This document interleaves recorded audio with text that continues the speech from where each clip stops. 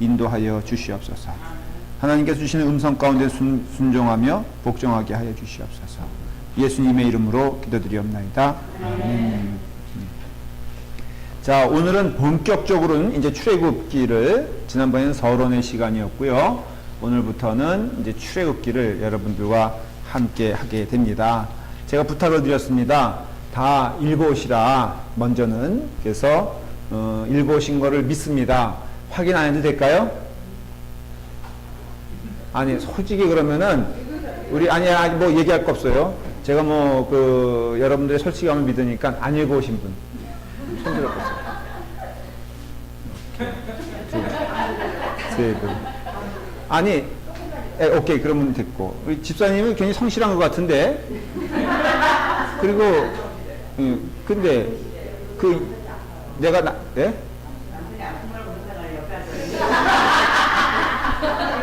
그러니까 우리가 납득할 수 있는 이유를 보세요.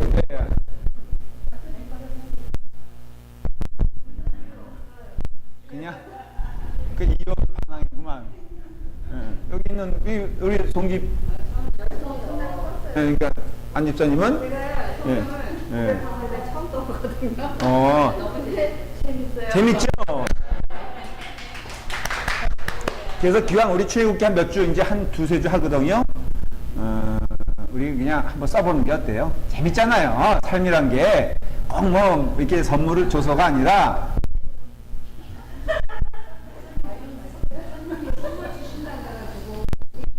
내가 선물 준다 그랬어요? 그래요. 근데 내가 한 약속 가운데 지켜진 게 별로 없어. 아무튼 그래요. 정말 언제 한번 제가 크게 쏠게요. 그러니까는 한번 이렇게 쓰고 뭐 저는 믿음 생활 재밌어. 그러니까는 제가 목사이기도 하지만은 진짜 재밌게 하고 싶어요. 근데 재밌게 하는데 저는 사실은 개인적인 고백하면요, 몇 가지 목표는 정했어. 목회하면서. 첫째, 미리 앞서서 내가 내세울 건 아니지만은 성경을 많이 더 알고 싶어요. 그건 뭐 본론적인 얘기겠죠. 그리고 그런 점에서는 이렇게 좀 내 시간에 있어서 은혜롭게 발전되는 시간이 좀 있었으면 좋겠어요. 그래서 책도 좀 읽으면서 하나하나 발전해가고, 바쁘긴 해도 목회가, 그러나 본질적인 면에서는 목사님들 보면은 책도 아주, 제가 늘 꿈이라고 그랬는데, 책도 보니까 이렇게 잘 쓰는 분들 있잖아요. 그 정도는 아니더라도 이렇게 가르치는 것, 또 내용적으로 우리 교회가 탄탄한 교회가 되는데, 제가 아무래도 앞장서야 되니까는 그런 목회를 하고 싶고, 우리 성도들도 그런 거에 하나하나 발전돼 가고, 말씀 가운데 은혜 받고, 주일날 예배 가운데 은혜 받으면서 이런 행복한 교회가 됐으면 좋겠어요. 저는 그 행복한 교회가 점점 커지면은 건강한 교회, 또 잘하는 교회가 될 걸 믿는데, 어떤 목표를, 우리가 1000명 교회, 나는 이거보다는 자연스럽게 우리가 은혜 받으면은 하나님께서 그는 너무나 자연스러운 성장으로 주시지 않을까, 그렇게 믿고 있는데, 여러분도 어떻게 생각하세요? 그래서 우리가 그렇게 갔습니다. 그래서 출애굽기를 이번에 배운다. 그럼 한번 메스터하는 심정으로 했는데 읽지도 않으면서 그 일이 있을 수는 없죠. 그러니까 자, 우리 한번 출애굽기를 살펴보도록 하겠습니다. 뭐 당연히 기억나는 거겠죠. 역사적으로는 출애굽 시대가 언제부터 시작이 됩니까? 기억나십니까? 네. 역사적으로는 이건 뭐 숫자 1730년에 출애굽을 했다. 그렇게 생각을 하고요. 1805년에 동안 70여 년 동안, 75년인가요? 75년 동안. 이게 이제 요셉이 1805년에 죽거든요. 그 후에 이스라엘 사람들이 번영을 누리면서 행복을 누렸던 시간은 75년이에요. 그 다음에 요셉을 알지 못하는 새 왕이 나왔다 그랬죠. 기억나시죠? 그게 바로 요때부터 시작되는 거예요. 1730년에서 몇 년까지일까요? 예? 1405년?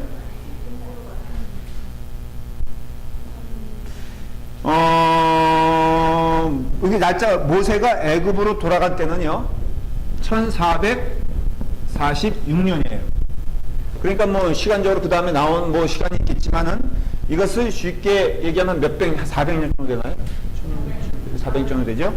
400년 동안의 박해가 계속된 거예요. 그러니까 이때 뭐가 된 거예요? 계속해서 이스라엘 사람들은 노예 생활을 했죠. 그 가운데 묘사되어지는 얘기는 기억나시죠? 너무 애들이 많이 난다.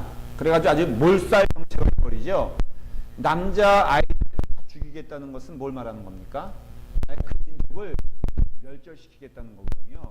아주 잔인한 겁니다. 그러니까는 보니까 그때부터 해서 이스라엘 민족은요, 민족적인 고통을 참 많이 겪은 것 같아요. 역사적으로도 아마 이런 경우가 거의 없죠. 우리도 뭐 일제시대 일본 사람들이 하다고 해도 이거 그냥 어떻게 보면 조심스러운 얘기인데 상대적으로 비교해보면은 그런 정도는 아니잖아요. 뭐 몇백만 명을 그냥 몰살시키거나. 그런데 뭐 몇백만 명이 죽어가는 거는 이스라엘 역사에서는 꽤 많이 있었단 말이죠. 바벨론 포로도 아주 잔혹하게 죽음을 당했고, 로마 시대 때도 그랬으며, 로마 시대 때는요, 이스라엘 거주민의 성주민의 거의가 다 죽었어요. 몇십만 명이 죽었단 말이죠. 거기다가 또 유교사변이래. 그러니까 2차 대전 때는 600만 명. 이렇게 아주 그 고통을 많이 겪는데, 이 역사가 이제 이때부터 시작된다라고 해도 과언이 아니죠. 애굽의 모세, 그러니까 요셉이 등용됐던 시대의 왕가를 뭐라 그랬죠? 힉속스 시대. 이건 어디서 내려온 사람이라 그랬죠? 동쪽에? 저기.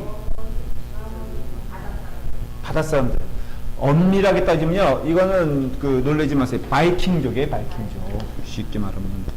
이 사람들이 왜 자꾸 역사에 등장하냐면요, 이 바이킹족이 배가 발달됐잖아요. 그래가지고는, 이건 여담인데, 이게 지중해 이렇게 돼 있나요? 가만히 있어 보자. 아프리카가 이렇게 있고요. 쉽게 말하면 아프리카 이렇게 돼 있죠. 그 다음에 이렇게 이어지면은 이게 지중해가 돼 버리잖아요. 그래서 이거를, 여기를 외해, 여기를 내해라 그래요, 보통. 여기는 뭐예요, 이쪽은? 이게 대서양이죠. 그래서 뉴욕에서 예를 들어서 출발하면 어디로 가는지 아세요? 일로 가는 거예요, 아프리카 동쪽으로요. 서쪽이죠. 그림이 뉴욕에서 출발하면은 영국으로 가잖아요. 그렇죠? 뉴욕에서 출발하면은 프랑스로 가잖아요. 뉴욕에 출발하면 여기로 들어가. 이게 바로 여기가 이제 이게 해인데, 좁은 해협을 들어가면은 지중해로 뻥 들어가는 거예요. 지중해로 들어가면은 그 다음에는 이게 여기는 뭐예요? 이탈리아. 여기는 그리스. 그래서 이렇게 가서 이렇게 가면 또 여기 아주 좁은 데가 있죠. 이게 여기 터키예요. 여기가 그리스예요. 여기를 지나가서 이렇게 가면은 그 다음 호수 같은 바다가 나와요. 그걸 뭐라 그래요? 그걸 흑해라 그래요. 지리도 공부해야 되나요?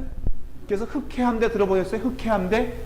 러시아의 자랑스러운 함대가 흑해 함대예요. 여기에요, 여기. 그래서 역사적으로 여기 우크라이나의 그 뒷다 싸움이 붙었죠. 그래서 예전부터는 여기 크림 반도라고 했어요. 크림, 아이스크림. 여기랑 좀 떨어졌지만 이게 우크라이나 땅이었어요. 근데 러시아가 지금 여기를 먹은 거 아니에요. 그렇죠? 왜냐면 여기에 발티감대라 그래가지고 러시아가 양보할 수 없는 지중해 일로 나갈 수 있는 함대가 거기 있는 거예요. 러시아 땅이. 그래서 러시아는 이거 아니면은 나갈 수 있는 길이 없어요. 여기 대서양 쪽 말고는. 그래서 여기를 그게 집요하게 논리관 이렇게 연결되어 있다는 거죠. 그러니까는 뉴욕 쪽에서 보면 이렇게 가는데, 바이킹이 여기가 영국이고요. 여기 프랑스고 여기 노르웨이 이런데 노르웨이가 다 바이킹족이에요. 그래서 여기가 스웨덴, 노르웨이, 스웨덴, 네덜란드는 좀 아니지만은 이런 나라들이 다 그 바이킹족인데, 이 사람들이 배를 타고선 이렇게 와서 이 사람들은 안 가는 데가 없었어요. 도끼 들고 맨날 나타나서 도끼 들고 설치기도요. 그래서 영국 가서 점령하고, 그 다음에 여기로 가서는 안에 별걸 다 이렇게 주네. 그 노르만디가 원래 바이킹족 민족이에요. 그래서 노르만디 상륙작전 아세요? 그래서 아예 그냥 이렇게 악탈하러 왔다가 땅이 너무 좋은 거야. 그래서 정착한 곳이 노르만디예요. 그래서 노르만디 왕가는요 굉장히 유명합니다. 용병으로 싸움을 잘하니까는 로마 교황의 근위대가 되기도 하고요. 그 다음에 뭐 십자군 때는 또 나가기도 하고요. 이런 사람들이 여기까지 와요. 와가지고는 여기 그레데라는 섬이 있거든요. 여기 섬을 점령하고요. 여기는 저기 뭐죠? 저기 팔레스타인 그 골리앗 블레셋 민족이 바로 바이킹 민족이에요. 해양 민족. 그런 다음에 이 사람들이 이렇게 내려와 가지고선 여기서 애굽 땅을 점령하는데 이 바이킹도 전차 부대가 유명했어요. 그래서 북쪽에서 내려와서 애굽을 점령한 거예요. 그게 바로 힉소스 왕가예요. 그러니까 재밌는 거는 왕가는 백인이에요, 흑인이에요? 놀랍게도 백인이에요. 그 다음에 피지배층은 뭐예요? 흑인이. 언젠가는 이게 뒤집어질 날이 있겠죠. 근데 그 왕가가 백인인 저기가 힉소스였어요. 이 사람들이 어디까지 가냐면요, 놀랍게도 저기 중국의 서안에 가보면요, 이상하게 발굴을 해보면은 백인들이 많아. 거기 중국 땅인데 이 사람들이 어디까지 갔다는 걸 증명하는 거예요? 중국 서안까지 갔다는 것을 증명하는 거예요. 우리가 생각하는 것 이상으로 굉장히 어떻게 보면은 교류가 있었던 것을 알 수가 있습니다. 그러니까 힉소스 문화가 그렇고요. 그 다음에 그러니까 힉소스 왕가가 요셉 때였기 때문에 요셉을 발탁을 했는데 그게 무너지면서 왕조는 바뀝니다. 그게 누구에 의해서 힉소스가 무너지냐면 아모세. 그래서 모세 집안이 되는 거예요. 그래서 이름이 모세인 거예요. 접수가 됐어요? 무슨 얘기인지? 모세가 뜬금없이 나온 게 아니라 그 당시 왕가의 이름이 힉소스를 무너뜨린 그 왕이 아모세라는 사람인데 그 아모세라는 사람이요. 결국 BC 1507년 70년경에는 힉소스가 무너지면서 아모세 왕가가 오게 되고요. 모세가 태어날 때 그때 왕 바로는 누구냐면은 투툰모스 3세예요. 투툰모스. 이게 여러분들 지난번에 배운 거예요. 다시 말하면 투툰모세라고 해도 괜찮아요. 모세가예요. 그러니까는 말한 대로 모세가 왜 모세냐? 성경적으로 물에서 건져낸 이라는 뜻이지만은 그러나 그 이름 자체가 왕가의 이름인가 알고 있어요. 뼈대 있는 집안의 왕이에요. 그리고 그 투툰모세 3세가 즉위했으며 모세가 한판 붙은 왕은 아멘호뎁 2세예요. 아멘호텝 2세예요. 이 사람도 아멘이에요.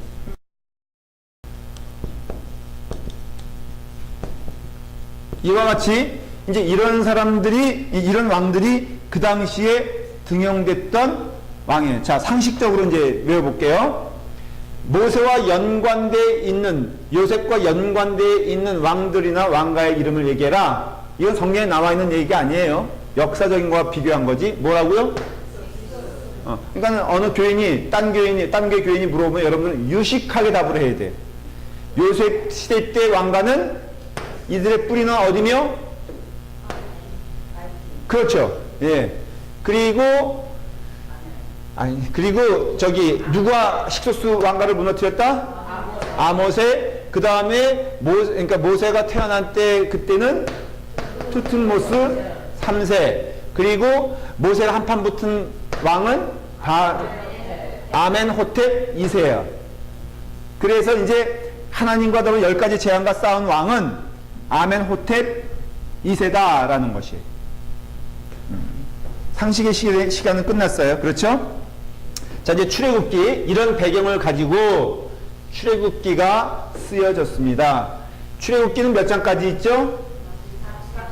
40장까지 있습니다. 덩치를 크게 나눠볼게요. 1장부터 18장을 나눌 수가 있고요. 19장부터 24장을 나눌 수 있으며 25장부터 40장까지 나눌 수 있어요. 이게 출애굽기의 구조가 됩니다. 첫째는 1장부터 18장은요. 애굽으로부터 구원하시는 하나님의 역사예요.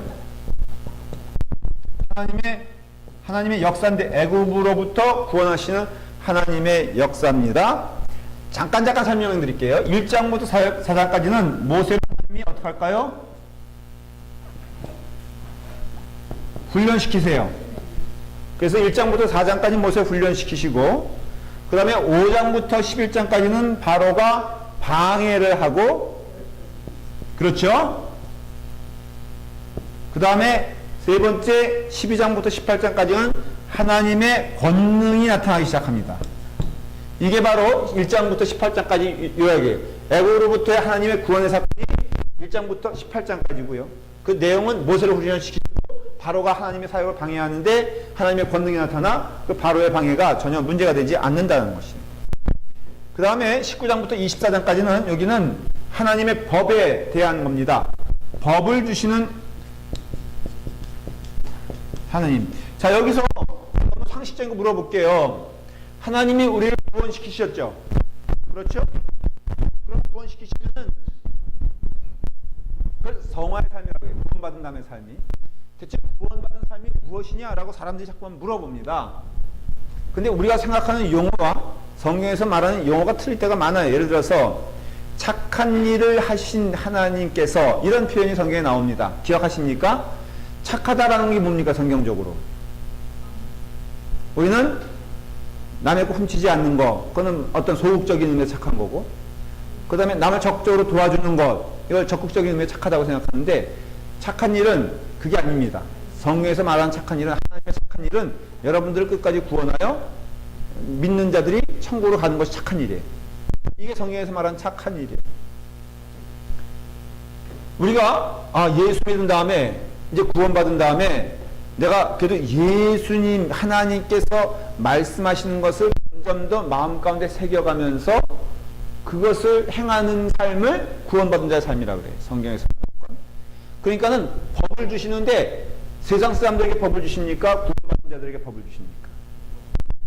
너무 상식적이죠? 여러분들은 법이 세상 사람들에게 주는 거 아닌가? 우리는 구원받은 자니까는 free from the law, 법에서부터 우리는 자유한다고 생각하는데 그게 아니에요. 오히려 이건 구속의 의미가 아니라, 다시 말하면 속박하거나 아니면 믿는 자들이니까는 그렇게 얘기할 수 있잖아요.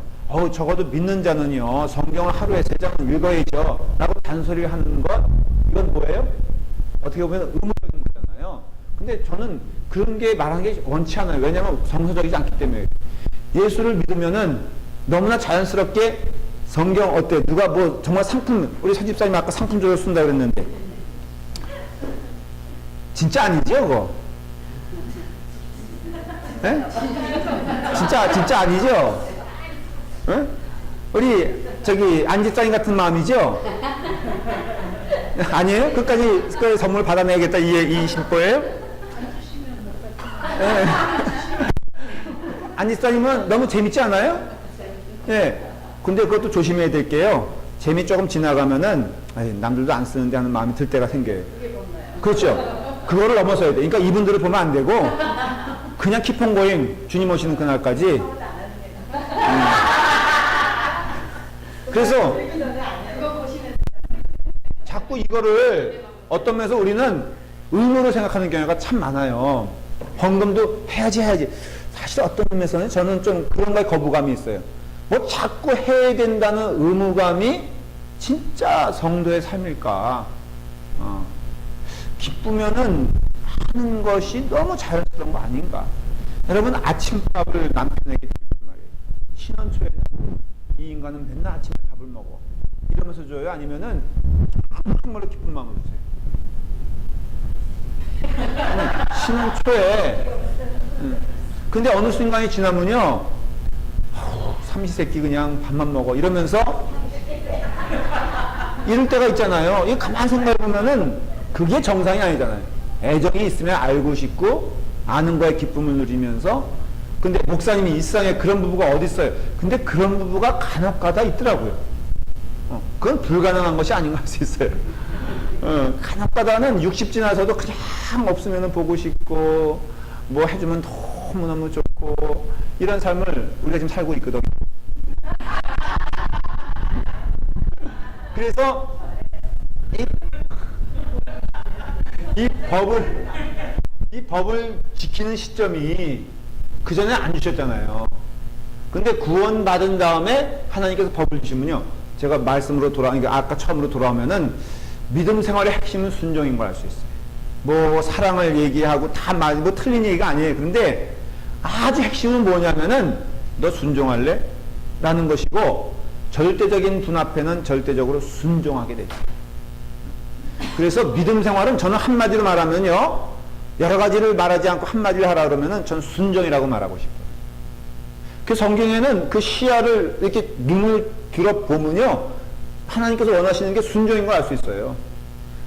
그 다음에 순종이 제사보다 낫다고 할 정도니, 그 순종 가운데 당연히 하나님에 대한 사랑의 전파도 있고요, 이웃을 사랑하는 마음도 있지만은 아주 궁극적인 의미에 있어서는 하나님이 법을 주시는 그 하나님께 우리는 아멘 하면서 거기에 순종해야 돼요. 19장부터 24장까지는요, 구성이 하나님 주신 법인데요. 그러니까 법인데 세 가지 법이 있어요. 도덕법이 있고요, 사회법이 있고요, 의식법이 있어요. 이건 종교적인 신앙적인 의미에서 이건 복잡하게 생각하지 말고요, 전 인격적인 면에서 신앙이 되지 않으면 참 신앙이 될 수가 없는 거예요. 세상에서도 사실은 아름다운 성도는요, 아름다운 사회인으로 살아갈 수밖에 없어요. 맞죠? 그렇기 때문에 이 도덕적인 것, 사회적인 것 굉장히 성경에서 보면은 정확히 나와 있는 것을 알 수가 있습니다. 그 다음에 25장부터 40장까지는요, 뭐를 다루고 있냐면은 성막을 주신 하나님이에요. 성막을. 그래서 이 성막, 물론 설계도 하나님이 하세요. 여기 보면 이 25장부터 45장까지 구성을 보면 몇 인치 얼마를 다 지정해 주세요. 근데 아주 흥미로운 것은요, 성경을 연구하면서 나온 내용들이 그 모든 것들이 다 하나님이 허술하게 주신 것이 하나도 없다는 거예요. 그리고 그 숫자가 주는 의미가 있고요. 성경의 히브리의 문학 자체가요, 히브리 문학 자체가 숫자가 주는 의미가 굉장히 강합니다. 우리도 그런 경향이 있잖아요. 그래서 뭐 38 광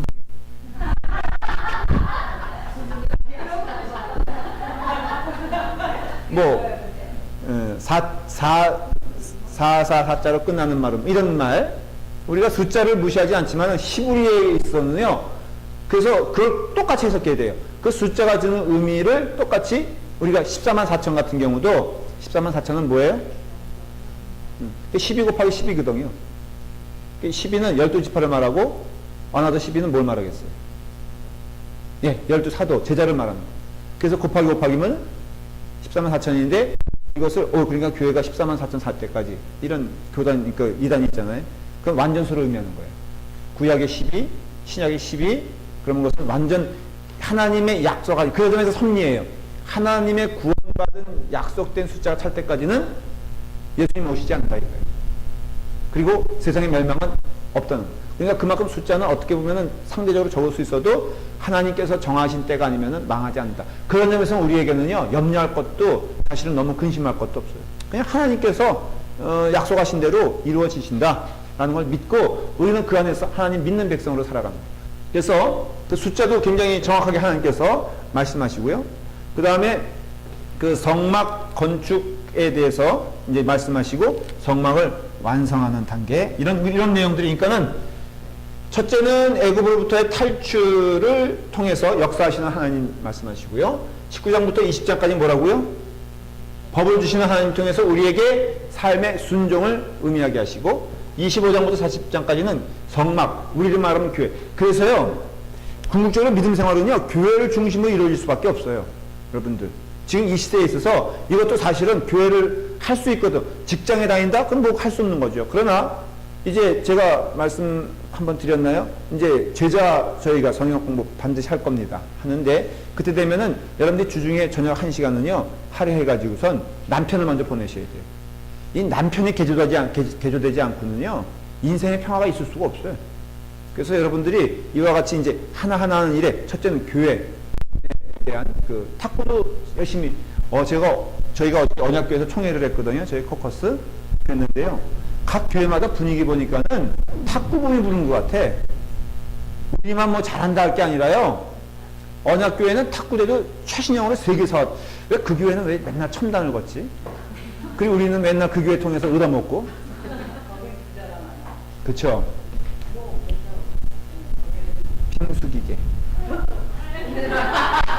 저러니까 하나님께서 저런 마음으로 어떻게 축복을 받겠냐. 그 하나가 우리가 남의 교회 그렇게 해준 적 있어요? 없잖아요. 그러니까 또 이렇게 불쌍하게 보이면요 또 얻어오는 게, 그래서 내가 탁구대회를 또 어떻게 자꾸 기도했어요. 딱 우리는 또 교육관이 있잖아요, 이제 진짜. 그래서 은근히 다 붙잡고선 누가 하고서 이제 하지 마. 너무 불쌍해 보여?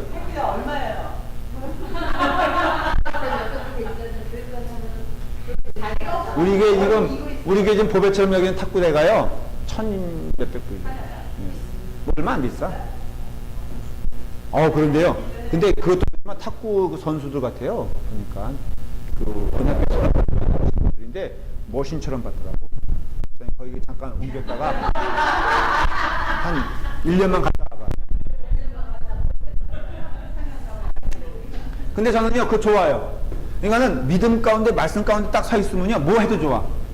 근데 시커머서 좋았는데 뮤직을 조금 복음성으로 바꾸면 어떨까? 다음에는요. 예? 그래서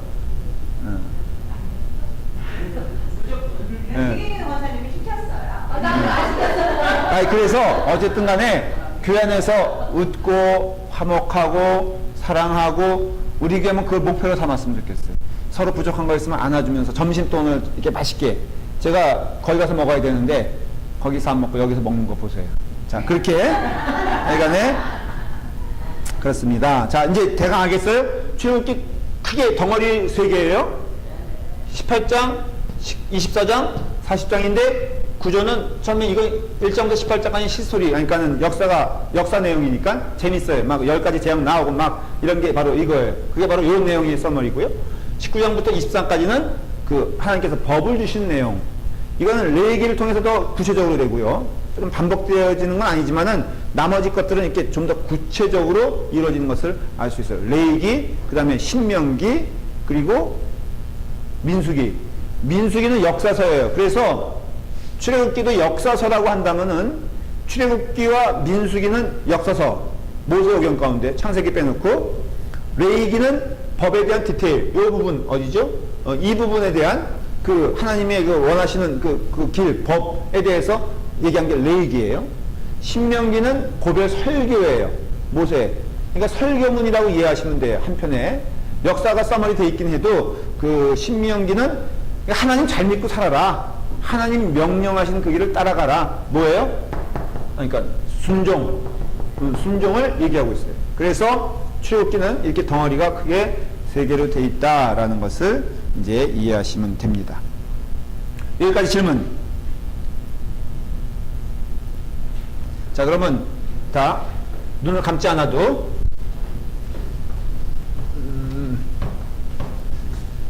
이제 수요 성역부 나오신 분들은 제가 정예 멤버로 만들고 싶으니까 우리 교회 반복해서 물어볼게요. 요거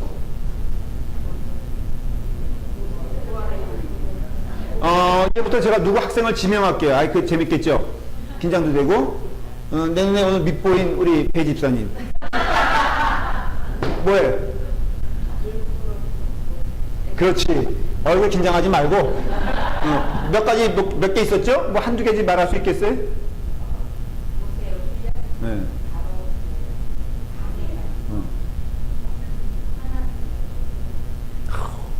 박수.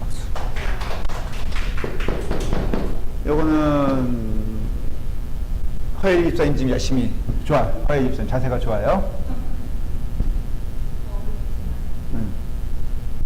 그 끝이야? 그렇죠. 요건 나중에 설명할 거니까는. 그 다음에 여긴 누가 할까? 서 집사님도 계속 나이 있는 걸 벗어나는데. 요거. 예?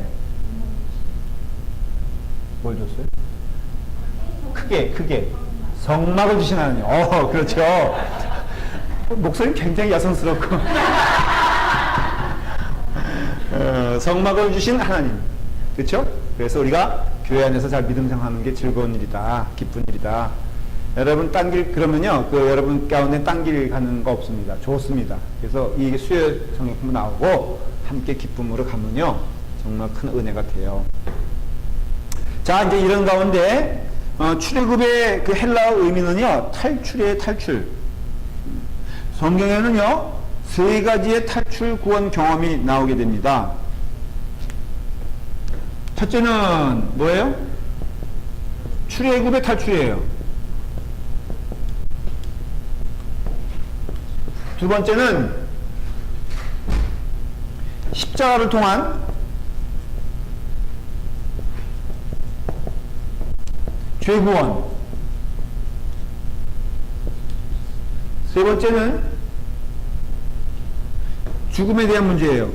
죽음으로써 이 땅에서의 탈출과 영생을 향한 나라를 가는 거예요. 그러니까는 성경에서의 죽음은 비극입니까? 아닙니까? 성경은요, 그렇게 보지 않아요. 죽음을 영원한 나라를 향한 하나의 축복의 길로 이해를 해요. 그래서 성경에서는 잠잔다라는 표현을 해요. 그거를. 그래서 정말로 우리가 신자된 사람으로서 이 죽음에 대한 잘 올바른 이해를 가지고 있어야 되는데, 우리가 열심히 건강하게 살다가 이 땅에서 열심히 주님을 하다가 정해진 때가 되면 다 부름을 받습니다. 예외가 없습니다. 근데 그 죽음으로 가는 길은 축복이, 그러니까 절망이 아니고 어둠도 아니고 축복이고 하나님께서 축복하시는 가장 귀한 길이다라는 것을 알 수가 있어요. 그래서 믿음 생활 잘하여 가는 영원한 나라를 가는 분들 보면요, 죽음의 모습도 틀립니다. 이건 제가 더 강조하는데, 저희 멀리는 저희 아버님만 보더라도요, 저는 아버님처럼 살다 갔으면 좋겠어요. 어저께까지 저녁을 잘 드시고 그리고 편안한 가운데 오늘 그렇다고 해서 너무 일찍 들어가지 마시고 좀 적절하게 한 120세 정도 조촐하게 그렇게 하여간에 이거는 정말 그래서 세 가지의 구원을 하나님이 주신다. 출애굽의 탈출 기록되어 있고요, 십자가를 통한 죄구원, 그 다음에 죽음의 어떤 그 탈출에 대해서 말하고 있는 것을 알 수가 있죠. 자, 애굽이 자기 아들들과 함께 간 그때가 70명이었어요, 인원이.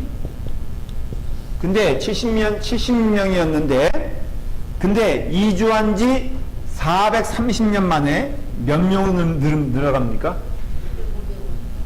200만 명이 넘고 250만 명 정도가 될 거라고 생각해요. 물론 여기에는 이방 민족도 한 몇십만 명 정도는 있을 것이다, 그렇게 생각을 합니다. 200만 명 가운데. 자, 430년 사이에 70명에서 200만 되면 몇 명이 다산을 해야 되죠? 계산해 본 적 있어요? 이것도 계산하면 재밌을 거야. 한 가정당 한 10명은 나야 되나? 하긴 야곱이 몇 명 낳았어요? 응. 근데 12명을 낳으려면 몇 명의 그 부인이 있어야 돼요? 예? 야곱의 부인이 한 명에?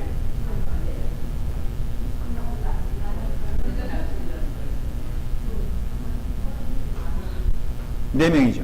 그러니까는 레아와 라헬, 그 다음에 또 그 막 그냥 부인들이요. 자기 누이, 그러니까 언니고 뭐고 소용없어. 질투의 눈이 머니까요. 자기 못나니까 누구 들여보내? 자기 몸종을. 야, 참, 지금으로 생각하면은 상상이 안 되지만, 남자들은 좋았을 것 같아. 저는 절대 그럴 생각도 없군요. 요즘은 이게 편해요, 아주. 그랬더니, 누가 그러더라고요. 하나도 지옥인데. 누가 그러더라고요. 아니, 하나도 지옥인데, 이거 뭐 지옥 몇 개 달고 다닐 필요가 있냐고. 이거 우스갯소리니까 오해하지 마십시오. 자, 그렇게 되죠. 그래서 이제 10가지 재앙이 나오게 되고요. 이렇게 됩니다. 하나님이 얼마나 인간과 같이 있고 싶었으면은 성막이란 것을 만들었겠습니까? 성막의 의미는요, 인간이 하나님을 찾아가는 게 아니라 하나님이 인간을 찾아오시는 것을 의미하는 거예요. 교회 자체가 그래요. 교회 자체가 여러분들이 하나님께 공경하기 위해서 교회를 만든 것이 아니라 하나님이 우리와 함께 있고 싶으셔서 교회를 만드신 거예요. 이게 굉장한 영적 의미가 있죠. 여러분들이 하나님을 찾은 것이 아니라 하나님이 여러분들을 찾으신 거예요.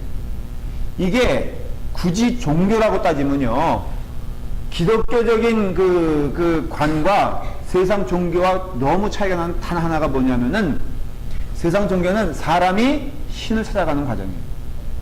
그래서 열심을 강조하고요. 그 다음에 노력을 강조합니다. 이해가 되시죠? 불교도 그렇고 뭐도 그렇고 뭔가 열심을 내야지 하나님께 나아간다고 생각하는데, 그래서 불교, 대표적으로 불교, 그게 바로 불교의 어떤 신앙관이에요. 세상의 어떤 종교관이, 불교관이 세상의 관인데, 불교에서 가장 강조하는 게 뭐예요? 정성과 그 다음에 수행, 묵도, 이런 것들이, 다시 말하면 인간의 입장에서 뭔가를 자꾸 찾아가야 되는 거예요. 노력해야 되는 거예요. 그런데 기독교에서 가장 강조되는 언어가 뭔지 아십니까? 혹시? 그걸 알아야죠, 여러분들이. 그렇게 표현할 수 있어요. 아주 쉽게 표현하면 은혜예요, 은혜. 기독교에서 가장 많이 쓰는 용어가 은혜입니다. 이해가 되시죠? 은혜라 그러면은 누구의 은혜일까? 하나님의 은혜예요. 은혜란 것은요, 값없는 자에게 주시는 선의적 행동을 굳이 표현하자면 은혜라고 말한다면은, 여러분들은 그럴 자격도 없고 그러지도 않았어요. 찾지도 않았어요. 그런데 하나님이 여러분들에게 스스로 오신 거예요. 이게 성경의 모든 내용입니다. 그러니 우리가 지금 나된 것은 쉽게 말하면은 하나님의 은혜로 됐다고 사도 바울이 고백하지, 야, 내가 그래도 애를 썼으니까 이만한 자리에 온 것 아니냐라고 말하질 않아요. 저 같은 경우도 지금 제가 이렇게 목사된 것을 가만히 살펴보면은 하나님의 은혜로 된 것임의 고백이 되지, 내가 그만한 자격이 있어서 이 자리에 온 것은 아닌 거야. 여러분들이 제 말을 이렇게 들으면서 경청하면서 고개 끄덕거릴 때는요, 내가 근데 기절할 정도로 감격스럽다니까. 야, 내가 말하는 거에 이렇게 고개를 끄덕거려주니, 좀 끄덕거려요. 저기 학습자들 좀 이렇게 보면은. 근데 하나님의 은혜야, 진짜로. 내가 나된 것은 하나님의 은혜. 그러니까 여러분들도 똑같아요. 은혜가 있을 때 감격이 있지, 내 노력이 있을 때 감격이 있느냐? 그렇지 않습니다, 여러분. 그렇기 때문에 이 지금 성막은 뭘 의미하냐면은 하나님의 임재하심, 하나님이 얼마나 우리와 함께하고 싶어 하는가를 보여주는 것이에요. 그래서 출애굽에서는 그걸 강조하는 거예요. 자, 불기둥 떠나지 않았죠? 구름기둥 떠나지 않았죠? 이 영적 의미가 뭐라고 생각하십니까? 우리와 함께하고 싶은 하나님의 마음이 표현되지는 걸 알 수 있어요. 굳이 하나님께서 우리의 길을 인도하신다, 그것도 틀린 얘기 아니에요. 그러니까 모래기둥이래. 불기둥과 구름기둥이 움직일 때 진짜 그래서요, 이스라엘 사람들에게 불문이 있었는데 옷상을 챙겨 입고 잤어, 그 사람들은. 왜냐, 이놈의 불기둥과 구름기둥이 언제 떠날지 모르는 거야. 밤에 불기둥이 간다. 아휴, 나 피곤하니까는, 그러면 자기 혼자 어떻게 되는 거예요? 낙동강 되는 거야. 그러니까는 불기둥 가면요, 빨리빨리 싸두고 빨리빨리 가야 되는 거예요. 근데 그 말 뜻은 그것도 있지만은, 불기둥과 구름기둥이 항상 이스라엘 진영에 머물렀다는 뜻은 하나님이 우리와 함께 얼마나 있고 싶어 하는가를 보여주는 내용인 것을 알 수가 있고, 거기에 순응하여서 하나님께서 함께 하시는 것을 기뻐하고 간섭하시는 것을 즐거워하며 그 뜻에 순종하는 것이 얼마나 복된 일인가를 깨달아 알게 되는 것이 얼마나 중요한 일인가라는 것을 알 수 있어요. 그래서 출애굽에 있어서 성막이 굉장히 중요한 내용을 차지하는데, 그 성막이 주시는 의미는 뭐라고요? 바로 그와 같이 하나님께서 우리와 함께 하시길 원하신다라는 겁니다.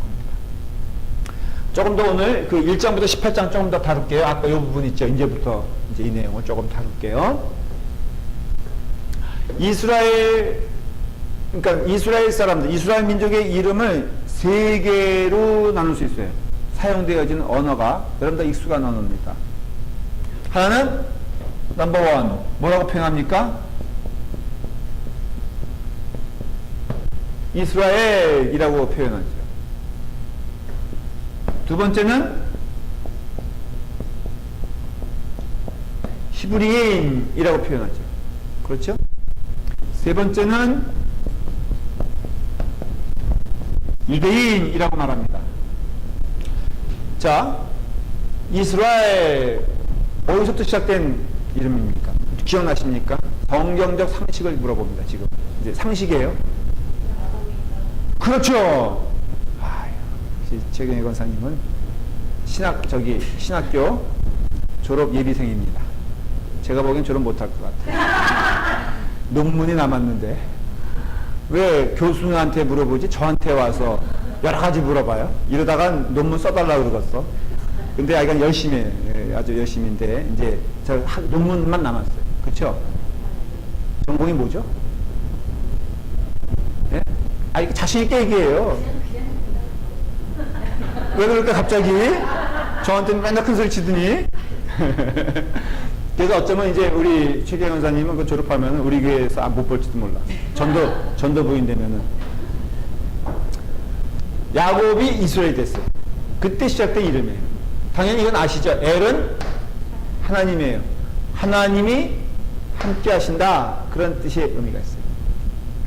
히브리라는 이름은 나중에 설명할게요. 유대인은 우리 알아요. 저한테 성역 공부하신 분들은 다 몇 번이나 들었죠. 이건 언제 생겨난 이름일까? 그렇죠. 바벨론 포로 시대 때 이후부터는 12지파가 싹 무너지고 한 지파만 남게 되죠. 그게 무슨 지파입니까? 유대 지파죠. 그래서 솔로몬 시대 때 이후에 갈라진 나라 이름이 북, 이스라엘, 남, 유다가 됩니다. 그러니까 르호보암 시대 때부터는 나라가 두 쪽이 나잖아요. 여로보암과 르호보암. 그럴 때 북쪽은 북이스라엘, 남쪽은 남유다. 그런데 북이스라엘은 몇 지파?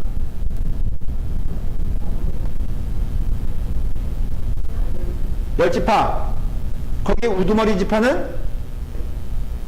야, 이거 정말 새롭다. 맨날 몇 번이나 가르치던데. 지금 신학교 공부하는 거 아니에요? 어렵게 생각하지 마요. 북이스라엘은 에브라임이에요. 에브라임아 맨날 욕먹죠. 왜? 악한 길로 간 대표적인 이름을 에브라임이라고 한 것은 요셉의 두 아들 누굽니까? 계속 물어보면 12지파의 이제 분류가 요셉 지파는 없죠. 그러니까 요셉의 아들인데 야곱의 요셉 지파라는 이름은 없어요. 여러분 한번 생각해 본 적 있어요? 12지파 이름 쭉 우리가 외울 때 요셉이란 지파는 없어 버렸어. 왜 그럴까? 둘로 나눠지죠. 누구의 둘로? 요셉의 두 아들이 12지파로 들어가게 됩니다. 축복이죠. 그게 므낫세하고 에브라임이에요. 계속 제가 질문 던지고 하여간에 므낫세는 요단강 이쪽에 건너지 않습니다. 그래서 동편 땅을 차지해버려요. 그리고 병력을 보내서 그런데 그래서 에브라임이 10지파의 대표가 되고 이때는 두 지파가 남게 되는데 누구 지파입니까? 유다 지파하고 베냐민 지파가 나와요. 베냐민 조금이에요. 그래서 베냐민에서 사울이 나왔죠. 그런데 그래서 대표적으로 남, 유다, 북, 이스라엘 이렇게 나눠지게 되는데 아수르에 있어서 북이스라엘이 망가지고 그러니까 무너지고 바벨론에 의해서 남나라가 무너지게 되면서는 북이스라엘은 에브라임 족속은 피가 섞여버려요. 그게 사마리아가 되는 거예요. 예수님 시대 때 사마리아는 이스라엘 민족으로 쳐졌습니까? 쳐졌습니까? 그래서 유대 사람들이 그때 예수님 당시 유대 사람들이 사마리아 여인을 알기를 아주 우습게 한 이유가 이미 그땐 피가 섞여버렸어. 그래서 자기네 민족으로 쳐주지를 않았던 거예요. 그게 바로 아수르 시대 때고 남유다는 그 대신에 무너졌는데 나라가 없어졌는데 북이스라엘처럼 피가 섞인 게 아니라 피가 보존이 됩니까 안 됩니까? 되죠. 그 대신에 바벨론하고 아수르하고 다른 정책을 취해버려요.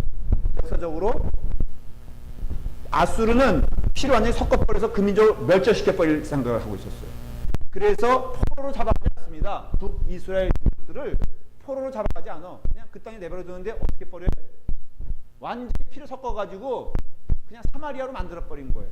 근데 바벨론, 그 다음 나라인 바벨론은 남유다를 무너뜨릴 때 그런 정책을 취하지 아니하고 남유다의 지도층들을 다 포로로 잡아갑니다. 바벨론에. 그게 바로 누구냐면은 다니엘. 이런 사람들이 그 유대 그 지파에서는 지배층이에요, 지배층. 그러니까는 예루살렘에 남은 자들은 누구예요? 하층민들, 유대인들 가운데. 그리고 그 브레인들을 다 데려가가지고는 동화 정책을 하는데 피는 섞지 않고 관리를 등용을 시킵니다. 자기네 나라에. 굉장히 어떻게 보면은 굉장히 어떻게 보면은 지략적인 정책이죠. 그래서 거기에 총리가 나온 거예요. 다니엘이. 바벨론 나라에 총리가 되잖아요. 왜 그런 일이 생기냐면은 느헤미야 총독이 되잖아요. 왜 그런 일이 생기냐면은 바벨론이란 나라 자체의 정책이 그 나라를 멸절시키는 것이 아니라 포로로 데려와서 인재들을 등용을 시켜서 자기네 나라의 큰 일꾼으로 만들어버립니다. 미국과 비슷하죠. 그때 생겨난 이름이 유대인이에요. 유대인.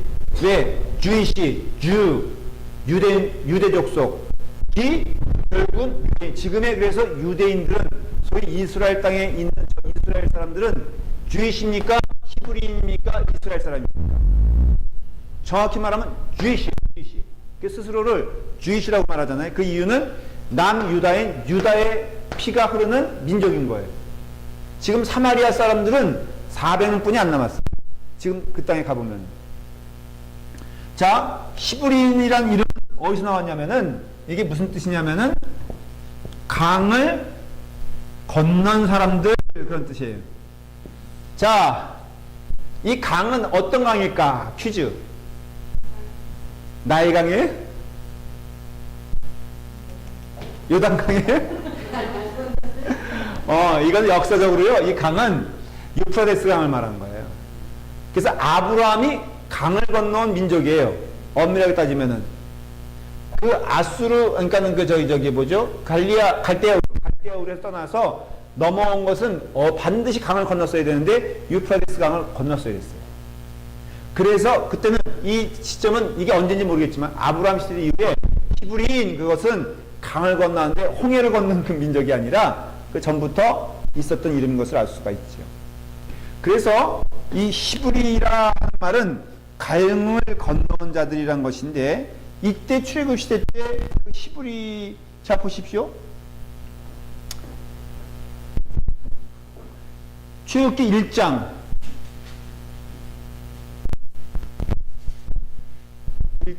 9절 시작. 그가 그 백성에게 이르되 이 백성 이스라엘 자손이 우리보다 많고 강하서 무슨 이름을 쓰고 있습니까? 여기 칠판 보세요. 이스라엘 이름을 쓰고 있죠. 15절 시작. 애굽왕이 히브리 산파 시브라라 하는 사람과 부하라는 사람에게 말하랬어. 여기 보십시오. 어떤 이름이 사용되고 있습니까? 그러니까는 이 두 가지 이름이 출애굽에 나와요. 자, 물어볼게요. 유대인이라는 이름이 나올까 안 나올까? 안 나옵니다. 왜? 유대인이라는 이름 자체가 언제 형성된 것이다? 나라가 쫄딱 망한 솔로몬 시대 이후에 느헤미야 한참 이후의 시대인 그때 11개 상하 다 지나고 역대기 상하 다 지나고 뭐 이사야 지나고 에레미야 지나고 다 지난 다음에 말기에 구약 역사에 말기에 이름되어진 것이 유대인이기 때문에 출애굽 이 당시에는 나올 리가 없죠. 이름이. 그래서 이름에 대한 조금 정리를 제가 해드렸어요. 좀 클리어 언더스탠이 됐습니까? 12지파부터요. 질문 뭐예요?